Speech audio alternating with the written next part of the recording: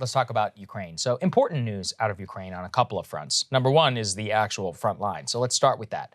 Now, Ukraine, and let's put this on the screen, is claiming that breakthroughs have been made against the Russian forces in their southern offensive and officially have launched what they say is the southern offensive to retake the strategic city of Kherson, which was occupied by the Russian forces earlier in the war. Kherson has now become a flashpoint and a symbol of the Ukrainian military for wanting to retake it. It has major strategic importance both to the Russians and to the Ukrainians, and it's access to more strategic areas where Ukraine should be able or wants to be able to continue to export goods, have supply lines and more, and also would be a front line if they were to ever continue to move on to Crimea. It's in the very southernmost part of the country. So anyway, this is going to be a major flashpoint going forward. In terms of the actual operations and more, I have not been able to find a lot of information about the actual strategic success in what is happening. Now, the way that the Ukraine is saying is that this is the beginning of the offensive.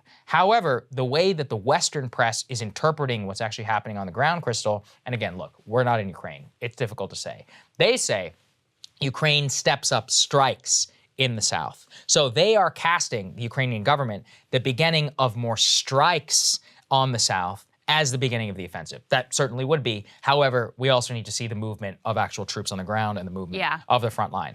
Now, so here's what they say. The Ukrainian military is pounding targets across southern Ukraine as they seek to disrupt Russian supply lines, degrade Russia's combat capabilities, and isolate Russian forces. Part of what analysts said could be the beginnings of a broad and a coordinated counteroffensive. In other words, we have not yet actually seen the movement of mass forces and the employment of all of these troops in the south. We are simply beginning to see rockets being fired, the use of, also the Ukrainians are using some decoy missiles and other things in order to try and fool the Russian forces. But, and here's the caveat, Russia has now had months to reinforce those lines of defense in the south, making any Ukrainian advance there going to be very tough and very bloody.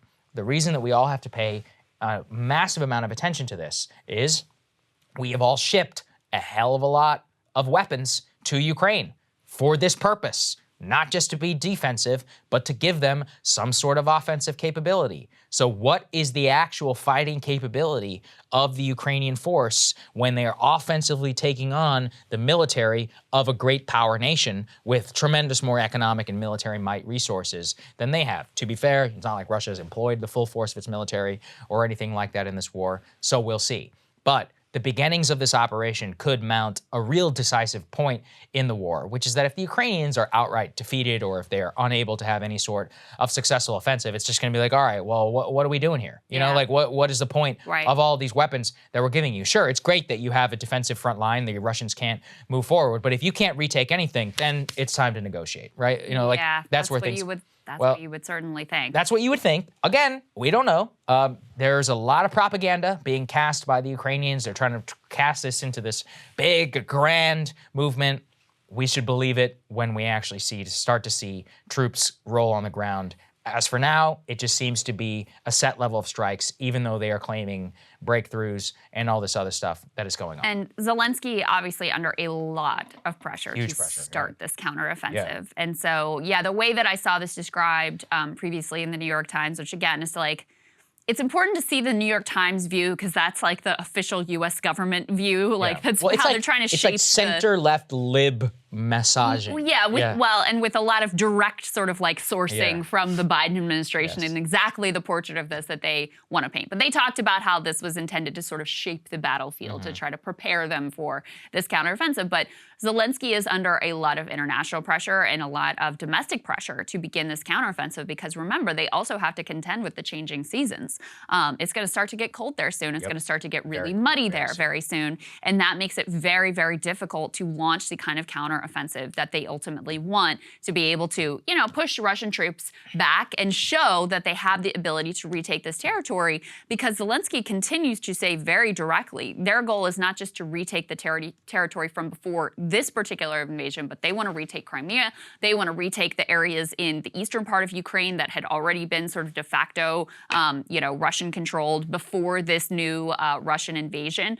So we're going to see very quickly whether that is a pipe dream or whether that has any grounding in reality with the incredible support that we've given them. In the history of warfare in this region, this has been always the most critical part of time. So from Operation Odessa with the Nazis to Napoleon and their invasion, every time it's really interesting, actually. You go and you read the accounts of the soldiers. I'm getting some of this from Dan Carlin, but he talks about how the first snowfall in October is always like the death knell, that the soldiers realize they're like, this is it. The snow is coming. And it's like October 15th or so is when the first snowfall is always recorded. And from there, it just becomes exponential as it gets cold. Sometimes the cold is advantageous. It's not as muddy. The roads ice over, but it's brutal, right, in order to actually conduct military operations in. So decisive campaigns are always aimed, both by Hitler, by Napoleon, anybody who's fought in this region, as right now. So things need to begin. The month of September, when the weather is temperate, especially, it's not as hot, in order to fight in. This will see probably some of the most decisive times in the war. And if we don't see that, that also tells us a hell of a lot of what's happening. Yes, then you're in for this grinding winter where there's unlikely to be many gains made on either side. And, you know, does anyone then start to look for an exit ramp? Do we start to push for an exit ramp? The last thing I want to say here is something that we haven't really focused on here too much, but I think it's really important to note that the Biden administration has actually assigned a general to oversee this, you know, what they call our military aid to Ukraine, but really is in effect a U.S. proxy war against Russia.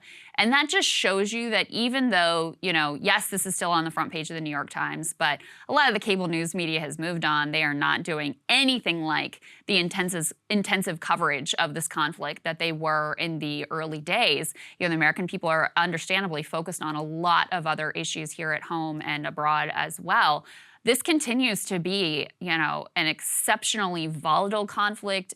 We continue to have sort of these little incremental escalations, and it continues to be a major sort of military focus that is occupying large pieces of our defense infrastructure at great cost. So that's why we continue to really try to focus on it and not take our eye off of it, because this thing could, you know, escalate or turn it at any moment, and is already reshaping global politics in ways that have incredibly direct implications for you and for our European friends. Cable news is ripping us apart, dividing the country, making it impossible to function as a society, and making it impossible to know just what is true and what is false. But the good news is they are failing and they know it. That is why we're building something new, a new mainstream, a healthier one, something more trustworthy, something that we are going to need in one of the most pivotal times in American history. We are building up here for the midterms, for the upcoming presidential election, but we need your help. So if you can help us out by becoming a premium member today at breakingpoints.com, we're trying to change America for the better and the entire world. So what are you waiting for, guys? Go to breakingpoints.com and sign up and help us build a new mainstream.